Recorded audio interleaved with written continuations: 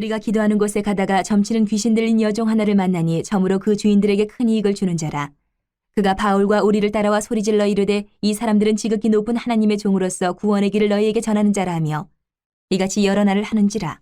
바울이 심히 괴로워하여 돌이켜 그 귀신에게 이르되 예수 그리스도의 이름으로 내가 네게 명하노니 그에게서 나오라 하니 귀신이 즉시 나오니라. 여종의 주인들은 자기 수익의 소망이 끊어진 것을 보고 바울과 실라를 붙잡아 장터로 관리들에게 끌어갔다가 상관들 앞에 데리고 가서 말하되 이 사람들이 유대인인데 우리 성을 심히 요란하게 하여 로마 사람인 우리가 받지도 못하고 행하지도 못할 풍속을 전한다 하거늘 무리가 일제히 일어나 고발하니 상관들이 옷을 찢어 벗기고 매로 치라 하여 많이 친 후에 옥에 가두고 간수에게 명하여 든든히 지키라 하니 그가 이러한 명령을 받아 그들을 깊은 옥에 가두고 그 발을 착고에 든든히 채웠더니 한밤중에 바울과 실라가 기도하고 하나님을 찬송하며 죄수들이 듣더라.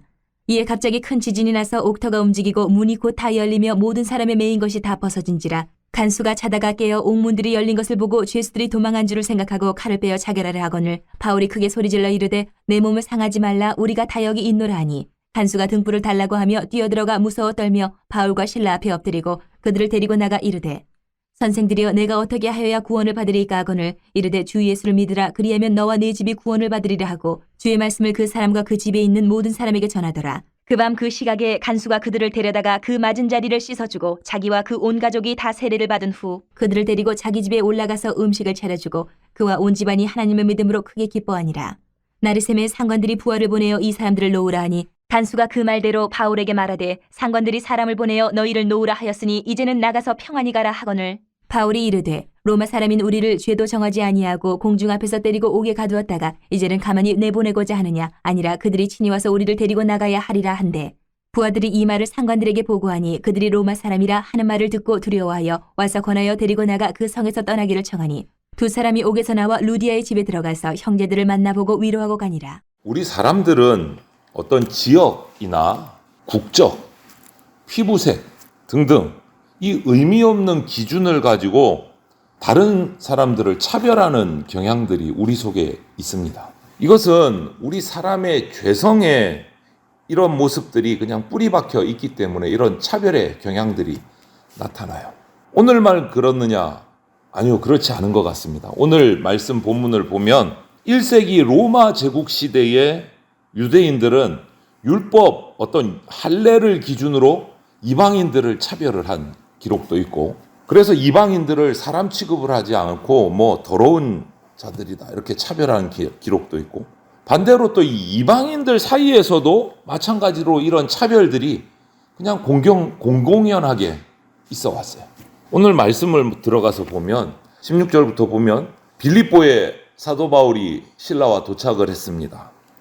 그 빌립보에 귀신 들린 종이 하나 여종이 있었어요.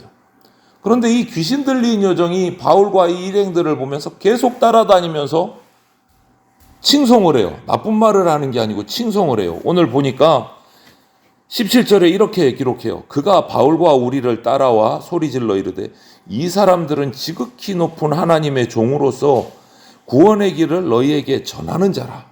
귀신 들린 여종이 계속 이렇게 바울을 따라다니면서 일행을 따라다니면서 이 얘기를 해요. 그래서 18절 보면 이같이 여러 날을 하는지라. 계속 한 번 한 게 아니에요. 따라다니면서 계속 한 거예요. 이런 모습을 보면서 바울은 생각을 했습니다. 이 귀신 들린 사람이 계속 우리를 따라다니면서 이렇게 외치고 다니면 이 소리를 듣는 그 로마 사람들, 빌립보의 사람들, 이방인들이 그들은 주술, 이교도적인 주술에 빠져서 막 우상을 섬기고 있는 상황에서 이 복음도 비슷한, 주술과 비슷한 한 통 속으로 볼 수 있겠다. 귀신이 칭송을 하니까 그래서 고민하다가 이 여종에게 나가서 귀신을 쫓아냅니다. 귀신을 쫓아내요. 그런데 그 다음이 문제가 발생을 하죠. 이 귀신 들린 여종의 이런 예언이나 이런 신통력을 가지고 이득을 자기 주머니를 챙기고 있던 주인들이 있었어요.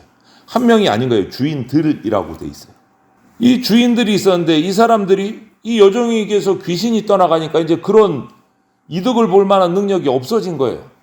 분노를 하면서 바울과 실라를 로마 사회를 어지럽히는 풍속을 퍼뜨린다 라는 제목 누명을 뒤집어 씌워서 고발을 합니다.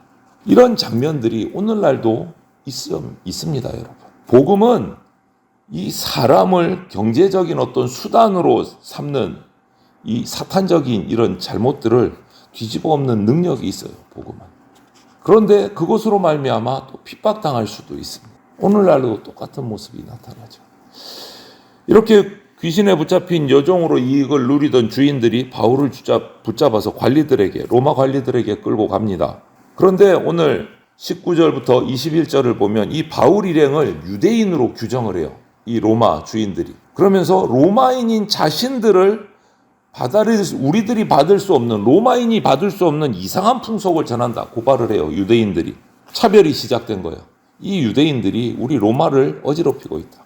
이 사도행전을 적은 누가는 이것을 통해서 유대인들이 가지고 있던 특권의식을 로마인들도 또 가지고 있다라는 것을 발견하게 해줘요. 여러분, 특권의식이라는 것은 교만입니다. 우리 인간에게. 어떠한 특권의식도 어리석은 교만일 뿐이에요. 바른 것이 못 됩니다. 우리 인간은 전부 다 동일하게 죄인입니다. 특권을 가질 수 없는 존재다라는 거예요. 바울과 실라는 마치 예수님이 유대인들에게 붙들려서 불법으로 재판을 받고 십자가에 달려 죽임을 당하셨듯이, 또 사도들이 유대인들에게 핍박을 받았듯이, 이 바울과 실라는 지금 소위 로마인들이라고 하는 사람들에게 억울하게 붙잡혀서 매를 맞고 깊은 옥에 갇혔어요. 그런데 그 결과를 보면 예수님께서 십자가에 달려 죽으심으로 수많은 영혼들이 주님을 알고 하나님을 믿고 구원받게 됐어요. 사도들은요, 유대인들에게 고난을 당해서 옥에 갇히기도 하고 매 맞기도 하고 순교당하기도 했지만 그 결과 어떻게 됐습니까? 수많은 제자들이 일어났어요. 오늘 사도 바울은 그런 결과가 어때야 될까요? 바울과 실라는 지금 억울하게 누명을 쓰고 고난을 받아서 옥에 갇힙니다. 매를 맞고 옥에 갇혀요. 그 결과 로마인, 이방인들 중에서 예수 그리스도의 제자를 얻게 될 겁니다. 앞서 본문에서 안식일에 기도할 곳을 찾다가 루디아라는 준비된 영혼을 만나서 빌립보의 첫 그리스도인, 유럽의 그리스도인이 생긴 것처럼 바울과 실라는 오늘은 갇혔어요. 억울하게 누명을 쓰고. 그런데 옥에서도 기도하고 찬양을 합니다. 기도하고 찬양하다가 간수와 그 가족을 구원을 합니다. 찬양과 기도는 이처럼 하나님의 숨겨진 뜻이 우리 삶의 무대 위에 드러나게 하는 통로고 도구예요. 찬양하고 기도할 때 하나님의 뜻이 나타난다. 하나님의 권세 앞에 그 깊은 옥문이 힘없이 열려버렸어요. 바울은 하나님께서 이 옥문을 여신 뜻을 알았어요. 억울하게 갇혔으니까 너희들 탈출해라. 이 뜻이 아니라는 것을 아는 거예요. 탈출하지 않고 오히려 그 옥문이 열린 상황에서도 그 자리를 지키고 있다가 전도를 하게 돼요. 하나님이 옥문을 연 것은 탈출을 위함이 아니다라는 것을 알았거든요. 전도를 위함이지. 죄수들이 도망한 줄 알고 칼을 빼서 자결하던 그 간수의 모습은요, 이 로마 제국이 황제 가이사를 주라고 불렀는데 이 주인된 가이사 황제의 권세가 얼마나 폭력적이고 억압적인지를 알게 된 거예요. 벌써 나가기도 전에 밝혀지기도 전에 옥문이 열리고 정신없이 자다가 일어나서 그냥 자기 스스로 죄인들이 다 도망갔을 거야. 보나마나 나는 가이사 앞에 잡혀가면 죽어. 그러니까 아예 미리 자결을 하려고 합니다. 그 로마 황제의 그 폭압이 얼마나 대단한 것을 간접적으로 우리가 알 수 있는 부분이에요. 그 간수를 말려요. 우리가 여기 있다. 도망가지 않았다. 깜짝 놀란 간수가 등불을 들고 와서 확인을 하고 묻습니다. 30절을 보니까 내가 어떻게 해야 구원을 받겠습니까?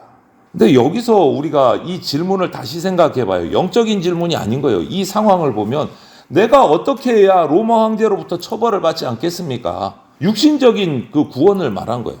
그 육신적인 처벌받지 않는 방법을 물은 이 간수에게 바울은 31절, 32절에서 우리가 너무나 잘 아는 말씀으로 대답을 합니다. 주 예수를 믿으라. 그리하면 너와 내 집이 구원을 얻으리라. 본질적인 대답을 해준 거예요. 육신의 구원을 떠올린 그 간수에게 본질적인 구원을 대답을 해줘요. 로마인들은 가이사를 주라고 불렀어요. 황제를 신격화해서 주라고 불렀어요. 그런데 바울은 가이사가 아니라 예수 그리스도를 주로 모실 때 구원을 얻는다라고 가르치는 거예요. 결국 간수는 바울과 실라를 자기 집으로 영접하고 복음을 듣고 예수님을 영접을 하게 됩니다.